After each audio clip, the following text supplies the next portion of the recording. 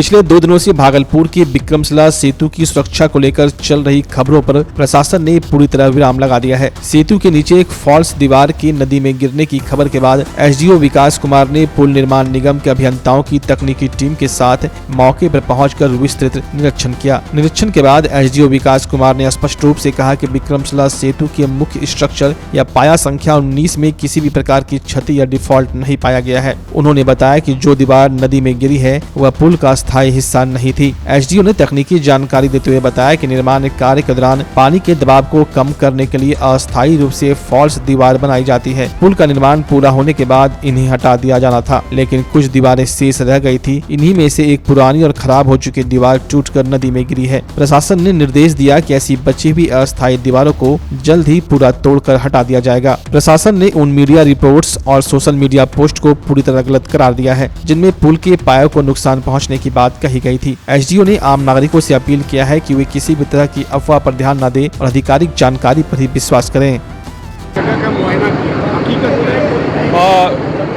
पिछले 3-4 दिनों से ये काफ़ी चर्चा में है कि इसमें पुल को कोई क्षति है, लेकिन after having seen the inspection and audit work by senior officials and engineering team, even yesterday there was a structural audit, so now we can safely communicate to the public that it's completely safe, and whatever required repair measures need to be taken will be taken, and through our respective district magistrates we are also communicating it to the concerned department, that is RCD, and also to Pul Nirman Nigam to ensure to kindly ensure a proper structural audit of the structure and reassess if there is any need for repair work, and reassure the public that it's completely safe to commute, and we will have a close watch on the forthcoming developments and we'll keep you posted. आपके माध्यम से पुनः सभी स्थानीय नागरिकों को ये सूचित करना है कि पुल का जो निरीक्षण है वो किया जा रहा है और इसमें किसी भी प्रकार की कोई वैसी बात सामने नहीं आई है जिससे कोई भ्रांति फैलाई जाए और बिल्कुल ये सेफ है।